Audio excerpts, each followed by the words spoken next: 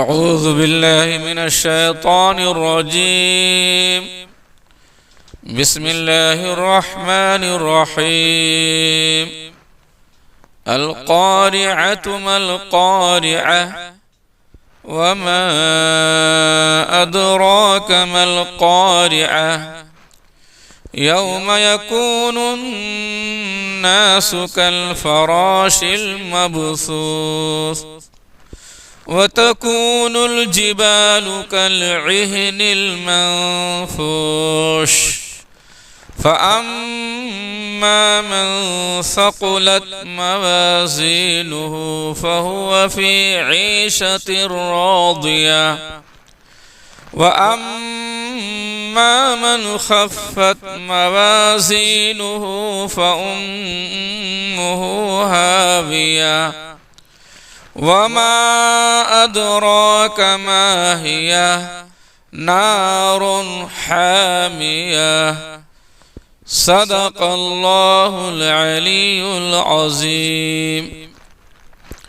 اللهم صل على سيدنا محمد وعلى آل سيدنا محمد كما صليت على إبراهيم وعلى آل إبراهيم إنك حميد مجيد. اللهم بارك على سيدنا محمد وعلى آل سيدنا محمد كما باركت على إبراهيم وعلى آل إبراهيم إنك حميد مجيد.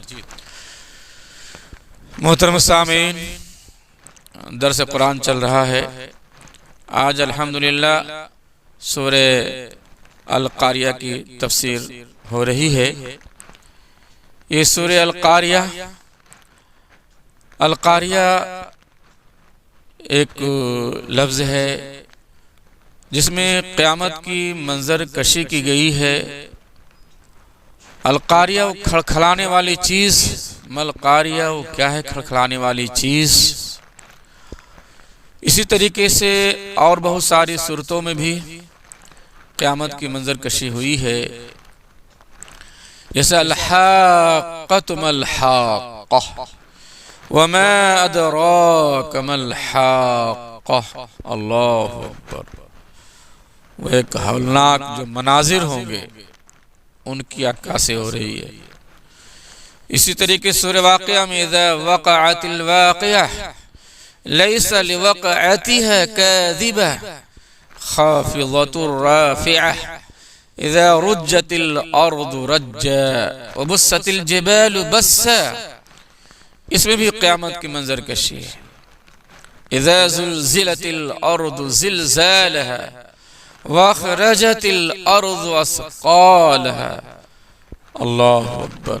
یہ سب قیامت کے ہولناک جو مناظر ہوں گے ان لفظوں سے اس ہولناک مناظر کی منظر کشی ہو رہی ہے. اس صورت میں بھی اسی کی منظر کشی ہے. القارعۃ ما القارعہ. وہ کھڑکھڑانے والی چیز. ما القارعہ وہ کیا ہے کھڑکھڑانے والی چیز؟ وما ادراک ما القارعہ. اور آپ کو کیا معلوم کہ وہ کھڑکھڑانے والی چیز کیا ہے؟ یوم یکون الناس کالفراش المبثوث. اللہ اکبر. جس دن لوگ منتشر پروانوں کی طرح پریشان ہوں گے. جس دن لوگ بکھرے ہوئے پتنگوں کی طرح سرگرداں ہوں گے. وَتَكُونُ الْجِبَالُ كَالْعِهْنِ الْمَنْفُوشِ. وَتَكُونُ الْجِبَالُ كَالْعِهْنِ الْمَنْفُوشِ. اور پہاڑ جو ہے رنگ برنگی گویا کہ دھن کی اون کی مانند ہوں گے. یہ قیامت کا منظر ہوگا. اور اس کے بعد جو ہے دنیا فنا ہو جائے گی. دنیا کا وجود مشتبہ ہو جائے گا. دنیا لاپتہ ہو جائے گی. اور پھر ایک دور ایسا آئے گا کہ حساب و کتاب کا وقت آ جائے گا. آگے اللہ فرمانے فَأَمَّا مَنْ ثَقُلَتْ موازینہ فہو فی عیشۃ راضیہ، جن کے اعمال صالحہ اور نیک کاموں کے پلڑے بھاری ہوں گے، فَهُوَ فِي عِيشَةٍ رَاضِيَةٍ، وہ ظاہر سی بات ہے کہ موجو مسرت میں ہوں گے، عیش و عشرت میں ہوں گے۔ وَأَمَّا مَنْ خَفَّتْ مَوَازِينُهُ، اور جس کے نیکیوں کے اور اعمال صالحہ کے پلڑے ہلکے ہوں گے، بے وزن ہوں گے، اللہ فَأُمُّهُ هَاوِيَةٌ، پھر تو اس کا ٹھکانہ ایک دہکتی ہوئی جہنم ہوگا۔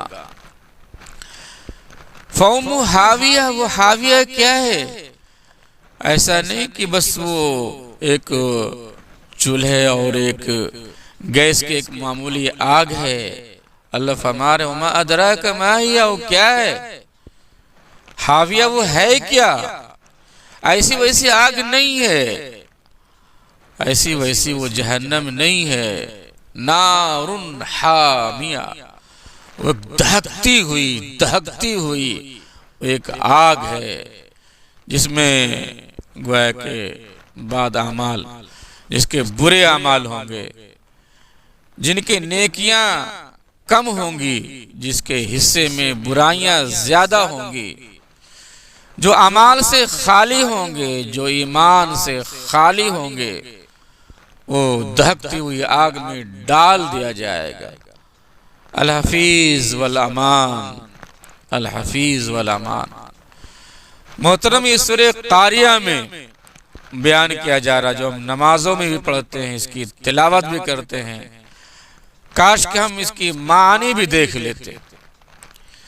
اس سورت سے کیا پتہ چل رہا ہے وہ ہمارے علم میں ہوتا، ہم جان لیتے کہ سورت جو ہے کیا پیغام دے رہی ہے، کن چیزوں کی دعوت دے رہی ہے اور کن چیزوں سے ڈرا رہی ہے۔ سب سے پہلے تو یہ سورت قیامت کی ہولناک جو منظر ہے وہ منظر کشی کر رہی ہے۔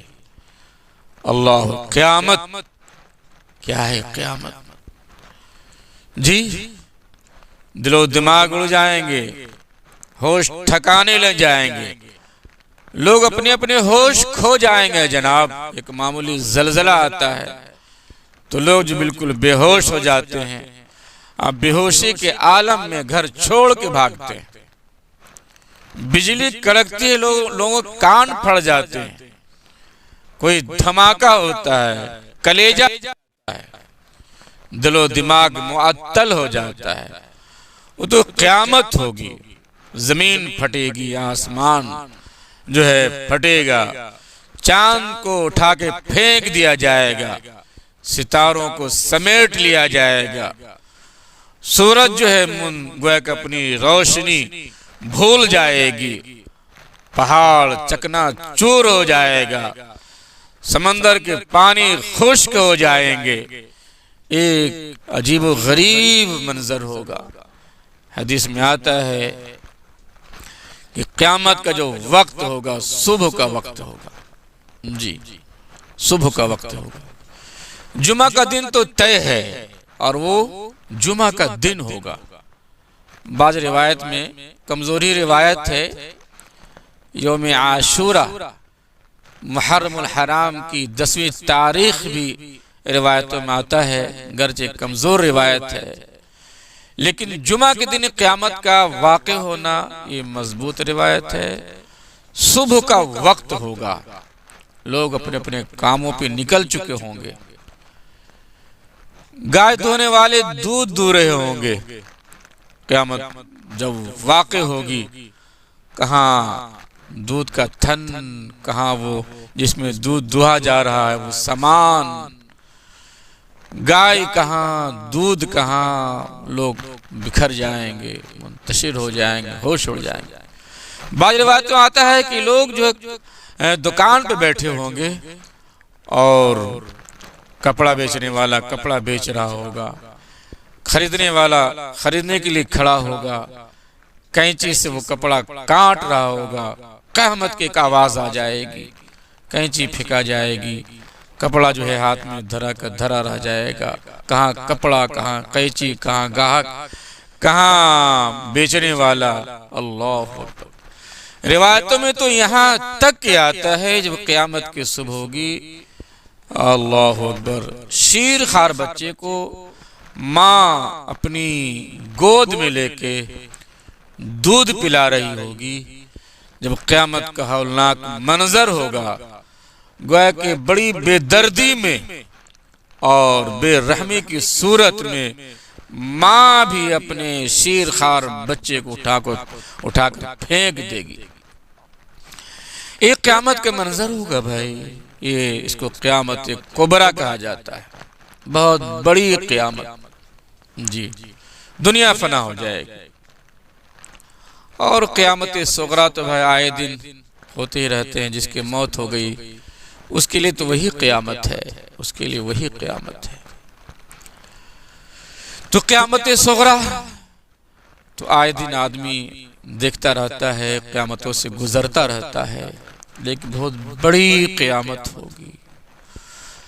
اللہ اکبر، اللہ اکبر۔ اس لیے بھائی وقت ہے، جب تک یہ چاند نکل رہا ہے، سورج نکل رہا ہے، سورج کا مطلع اپنی جگہ پہ ہے، اور مشرق و مغرب کا نظام سب درست ہے۔ جب تک یہ دنیا قائم ہے، فائدہ اٹھا لیا جائے، اعمال بنا لیے جائیں، عقبہ سنوار لیا جائے، اور اپنے نامہ اعمال کے جو دفتر ہیں اس کو اچھے اچھے اعمالوں سے بھر لیا جائے، ورد اور ذکر بڑھایا جائے، اللہ سے تعلق، اللہ کا تقرب اپنایا جائے۔ حدیث میں آتا ہے کہ اعمال میں جو سب سے زیادہ اعمال وزنی ہوں گے وہ لا الہ الا اللہ، سبحان اللہ، الحمدللہ، اللہ اکبر۔ بڑے قیمتی کلمات، بڑے قیمتی کلمات، یہ ایسے کلمات ہیں جو میزان کو وزنی بنائیں گے، وزنی بنائیں گے۔ اسی طریقے سے صبر، حدیث میں آتا ہے کہ کسی کا نیک بچہ، شیر خوار بچہ وصال کر جائے، اس پر وہ صبر کر لے، یہ صبر بھی بہت قیمتی صبر ہوگا۔ میزان میں اس کی ایک حیثیت ہوگی، ترازو میں یہ وزن کو بڑھائے گا، یہ وزنی عمل ہے۔ حدیث میں آتا ہے، روایتوں میں آتا ہے کہ جس کے اعمال کمزور پڑ جائیں گے، بے وزن ہو جائیں گے، جہنم کا فیصلہ ہو جائے گا۔ کوئی پکارنے والا پکارے گا کہ اتنا جلدی نہیں کیا جائے، اس کے حصے میں لا الہ الا اللہ ہے، لا الہ الا اللہ ہے، اللہ اکبر۔ پھر اس کو بلایا جائے گا، پھر اس کا لا الہ الا اللہ رکھا جائے گا، پھر اس کا جو ہے میزان، اس کا ترازو، اس کا پلڑا بھاری ہو جائے گا، پھر اس کو جنت بھیجا جائے گا۔ اس لا الہ الا اللہ کی بہت بڑی اہمیت ہے۔ موسیٰ علیہ السلام نے ایک موقع پہ اللہ سے عرض گزار کیا کہ یا اللہ، کوئی ایسا وظیفہ بتایا جائے جو میرے لیے خاص ہو۔ اپنے لیے انہوں نے اللہ سے وظیفہ طلب کیا۔ اللہ تعالیٰ نے فرمایا کہ لا الہ الا اللہ پڑھا کر۔ ان کو یہ بڑا ہلکا لگا کہ یہ تو کامن ہے، یہ تو عام ہے، یہ تو سبھی پڑھتے ہیں، کوئی خاص وظیفہ ہو، خاص وظیفہ ہو۔ جب موسیٰ علیہ السلام نے اس کو ہلکا سمجھا تو اللہ تعالیٰ نے فرمایا اے موسیٰ، تم نے اس کو ہلکا لیا؟ تم کو پتہ نہیں ہے کہ پوری دنیا کو ایک پلڑے میں رکھ دیا جائے اور لا الہ الا اللہ کو دوسرے پلڑے میں رکھ دیا جائے۔ لا الہ الا اللہ کلمہ اتنا وزنی ہے، اتنا بھاری بھرکم ہے، الفاظ کے اعتبار سے بھی، معنیوں معارف کے اعتبار سے بھی اتنا بھاری ہے کہ یہ کلمہ لا الہ الا اللہ جو ہے پوری دنیا پہ غالب آ جائے گا، ساری کائنات سے جو ہے یہ کلمہ بھاری ہو جائے گا۔ اس لیے لا الہ الا اللہ کی آدمی جو ہے کثرت سے ورد کرے، ذکر کرے اور رطب اللسان رہے، یہ کلمہ لوگوں کے زبان زد رہے اور ہر چھوٹا بڑا عمل آدمی کرتا رہے۔ اخلاص میں بڑی برکت ہے، انسان کو پتہ بھی نہیں ہوگا اور اس دن شمار کر کے لوگوں کو یاد دلا کر کے کہ تم نے فلاں وقت میں فلاں عمل کیا تھا۔ جی کسی کو چاہے کوئی پانی کیوں نہیں پلا دے، پانی پلا دے، کسی کوئی اچھی بات کسی سے کہہ لے جس کا دل خوش ہو جائے، یہ بھی ترازو میں رکھا جائے گا۔ چھوٹی سی چھوٹی نیکی ہوگی اس کو بھی ترازو میں رکھا جائے گا۔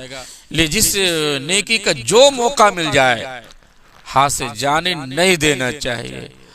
اعمال کو گویا کہ آدمی بڑھاتا رہے، اعمال کو ٹٹولتا رہے، اعمال کا احتساب کرتا رہے اور اعمال کو وزنی بناتا رہے اخلاص کے ذریعے سے، اور اللہ کی محبت پیدا کر کے اپنے اندر تقوی کو لا کر کے اور اللہ ہی کو حاضر ناظر کر کے ریا سے پاک ہو اور دکھلاوے کی کوئی صورت نہیں ہو۔ کوئی بھی آدمی عمل کرے چاہے اس کا تعلق حقوق اللہ سے ہو یا حقوق العباد سے ہو، کوئی بھی عمل ہو اس کو اللہ کو حاضر و ناظر کر کے عمل کرے۔ اے اللہ یہ عمل کل قیامت میں وزنی بنا دینا، چونکہ یہ عمل صرف اور صرف تیری رضا کے لیے کر رہا ہوں، تیری خوشنودی کے لیے عمل ہو رہا ہے، کوئی لوگ نہیں دیکھ رہے ہیں، دنیا کو اس کا کوئی پتہ بھی نہیں ہے، یہ عمل جو اپنا ہے وہ میں دیکھ رہا ہوں اور تو دیکھ رہا ہے۔ تو عمل کو اس طریقے سے وزنی بنائے اور خلوص والا بنائے تاکہ کل قیامت میں یہ اعمال کو بڑھائیں اور ہمارا پلڑا بھاری ہو۔ یہ نہیں دیکھے کہ بڑا ہی عمل ہم سے ہو، بڑا عمل بھی کرے چھوٹا عمل بھی کرے۔ آپ نے سنا ہوگا کہ امام ابو داؤد رحمۃ اللہ علیہ ابو داؤد شریف لکھی، کتنا بڑا عمل اور کتنی حدیث کو انہوں نے جمع کیا، لیکن جیسا کہ یہ روایتوں سے واقعہ سے پتہ چلتا ہے کہ کسی کو چھینک آئی اور چھینک آنے پہ انہوں نے تھوڑا اہتمام کے ساتھ جواب دیا یرحمک اللہ، اس پر جو ہے ان کی نجات اور ان کی بخشش کا فیصلہ سنایا گیا۔ مزدہ آیا کہ اے ابو داؤد، اے امام ابو داؤد، تمہاری بخشش ہو گئی، تمہاری نجات کا فیصلہ کر دیا گیا۔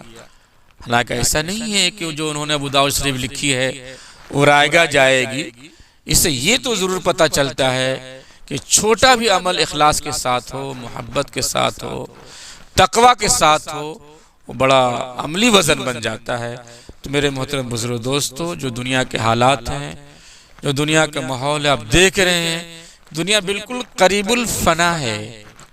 جو انداز بتا رہا ہے، جو دنیا کا مزاج بتا رہا ہے، ان قریب دنیا کو مٹنا ہے اور مٹ کر رہے گی۔ یہ مواقع حاصل ہیں جہاں تک ہو سکے ایمان کو مضبوط کیا جائے اور اپنے اعمال کو مستحکم کیا جائے اور اللہ سے رشتہ مضبوط کیا جائے۔ اللہ تعالیٰ اور آپ کو ان تفاسیر سے استفادہ اور فائدہ اٹھانے کا موقع فراہم کرے۔ اللہم اغفر وارحم وانت خیر الراحمین، وآخر دعوانا ان الحمد للہ رب العالمین۔